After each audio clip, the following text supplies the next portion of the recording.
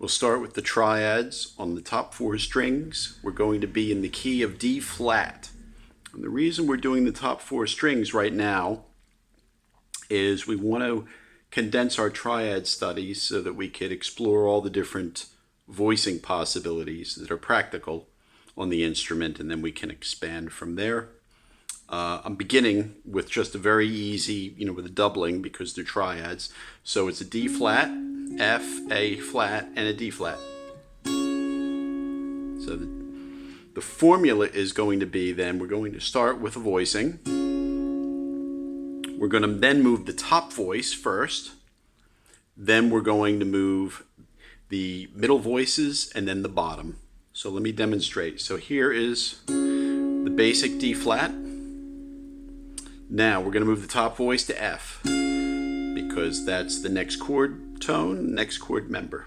Then, according to the formula, we move the middle voices. So this F and A flat move to A flat and D flat. And then we move the bottom voice, which would be this D flat to an F.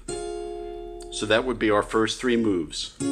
Top voice, middle to, bottom. And now I'll bring this back down.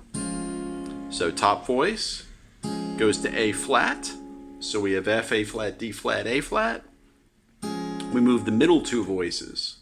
So A flat and D flat move to D flat and F. And then we move the bass to A flat. So these are all familiar shapes, I'm sure.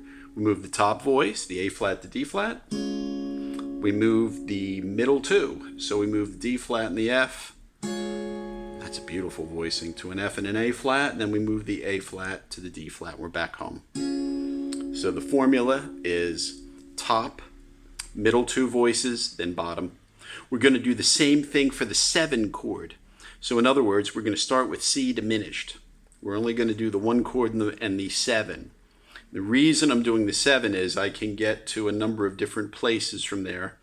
And it's, in terms harmonically, I can go there. I can go from the 5 chord and all these other sorts of things, which will reveal themselves in a little bit. The other reason is it's sort of, it's been missed off. Not a lot of people talk about the 7 or its use. And it's common. It's very common. And we should learn how to get the inversions of it. And it's not as symmetrical as we think, because we're not talking about a diminished 7th. We're just talking about a triad. So that's C, E flat, and G flat. And in this case, C, E flat, G flat, and C. Remember, we're doubling the top note first. Okay? So C, E flat, and G flat are our chord tones. Now we move the top voice to E flat. C, E flat, G flat, E flat.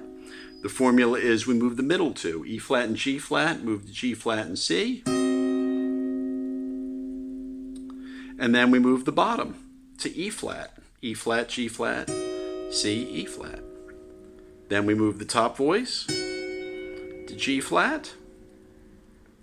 Middle 2 voices we move. And then we bring it down here. Might be easier. E flat, C, E flat, G flat. Then we move the bottom voice to G flat. G flat, C, E flat, G flat. We move the top voice. This is the big stretch because we have to go from G flat all the way up to C, keeping the other chord tones the same. That's nice. G flat, C, E flat, C. Move the middle 2, C and E flat, move to E flat and G flat. Beautiful chord. And then if we move the bass, G flat to C, we're back home. Okay, so those are all the 7 chords. The first exercise that I would suggest you do is rather easy, and it's just oscillating back and forth between the 1 and the 7, using your own ear for voice leading. So perhaps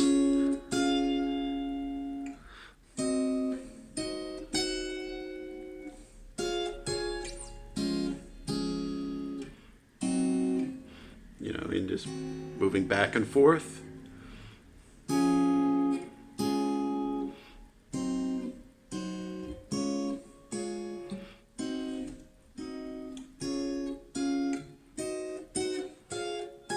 Etc. And just being able to go back and forth between those 2 sounds at will.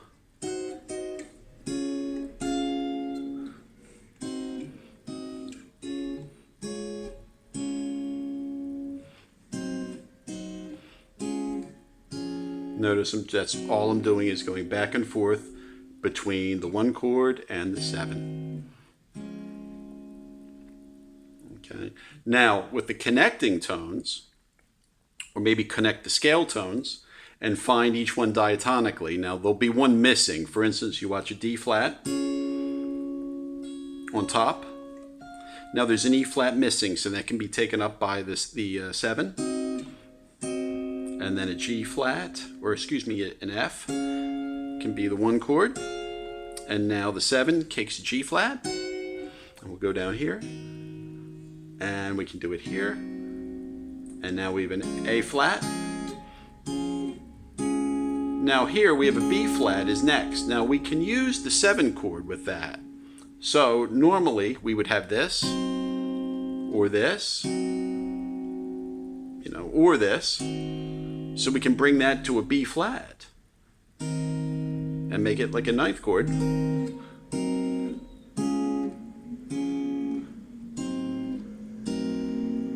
So we can then connect all those 7s, and then it works with the 1. So now we're able to harmonize all the notes in the scale. Eventually what happens is we can use chromaticism. This is common. To get an A natural, which will lead us into the key of B flat minor from there, which is relative to D flat. So we'll do that as well. But the main thing to consider is the 1 to the 7. So if you notice, some of the voicings will have interesting doublings. And I think it's worth making note of those. For instance, note the doublings on the D string and the B string. For instance, on this D flat chord, there's an octave on the D and the B.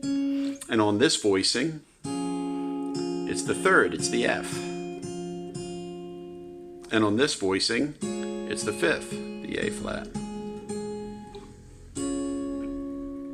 So the doublings will be in different places. Make note of those, because eventually we're going to do voicings that deal specifically with octave doublings.